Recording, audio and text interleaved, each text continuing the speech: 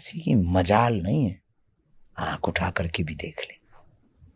हाँ, जैसे हमारे यहाँ कई लोगों को फर्क नहीं पड़ा कि बांग्लादेश में हिंदुओं के साथ क्या हो रहा है। हम एक दिन विचार कर रहे थे बांग्लादेश पर कि अगर हमारी बहन बेटी हमारे ही सामने कोई उठा के ले जाए कैसा लगेगा, जरा विचार करना। 40 साल तक जिस देश में रह करके बिजनेस कर करके एक एक पाई पाई को जोड़ा, मकान बनाया, दुकान बनाई, 20 लोग आकर के लूट के ले जाएं, सच सच बताना यार कैसा लगेगा। तुम्हारी ही बेटी जिसे तुमने फूल की तरह पाला पोसा और एकदम सुकुमार सी बिटिया, और उस पर जब निर्दयी राक्षस हवस की भूख में बर्बरता निर्दयता के साथ उसका लेप करें, सच सच बताना यार कैसा लगेगा। जिस इज्जत को बचाने के लिए तुम्हारे पूर्वजों ने आन बान शान को रख दिया और प्राण त्याग दिए, रामायण के लिए, राम के लिए, गीता के लिए, कृष्ण के लिए, वही देवी के मंदिर में तुम्हारी देवी की मूर्ति को तोड़ करके बाहर फेंक आया है, सच सच बताना यार कैसा लगेगा।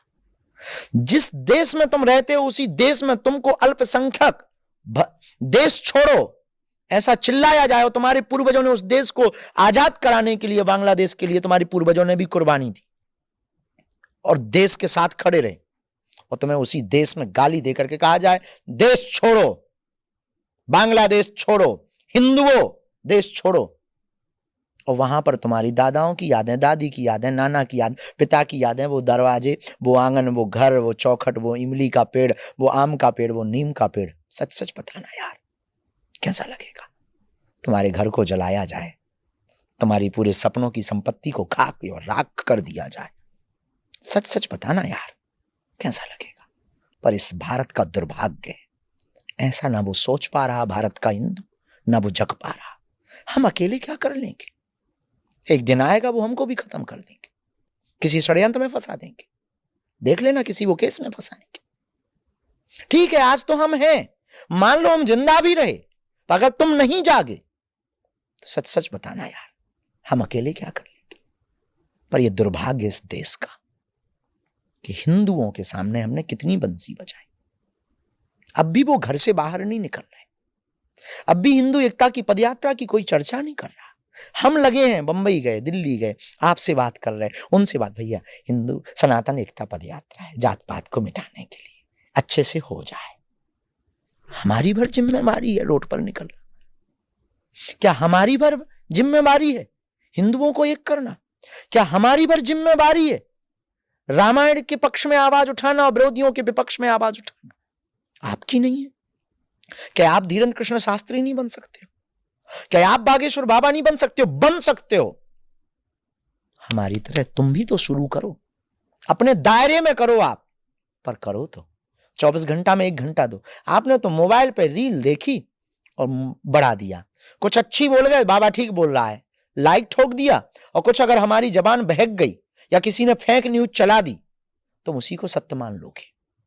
और जितने भी ये ताली बजा रहे हैं ना, गाली देने से भी चूकेंगे नहीं। एक भूल हमारी आप रिकॉर्ड वर्क करके डाल देना, बाबा पीते पकड़े गए, इतने भर में पूरा देश गाली देगा।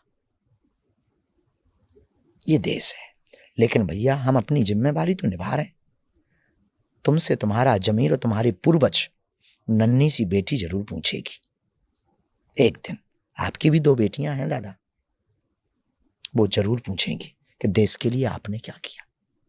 हमने तो किया और हम तो कर रहे हैं, मरते दम तक हम तो करेंगे, पर आपसे तो पूछेंगे, क्योंकि जो कोलकाता की बहन मरी है, जिसका रेप हुआ है, वो तो भारत से पूछ रही है।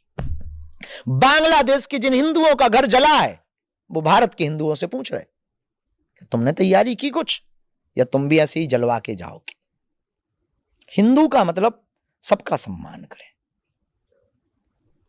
मैं कई बार ये भी कहता हूं महाराज जी कि जैसे किसी लड़की को बीच चौराहे पर अगर कोई छेड़ता है तो वो लड़की इसलिए नहीं छेड़ी गई क्योंकि वहां 2 गुंडे थे या वहां 2 असामाजिक तत्व थे, वो इसलिए छेड़ी गई या उसके साथ गलत इसलिए हुआ क्योंकि वहां जो 20 लोग खड़े थे वो सब चुप रहे।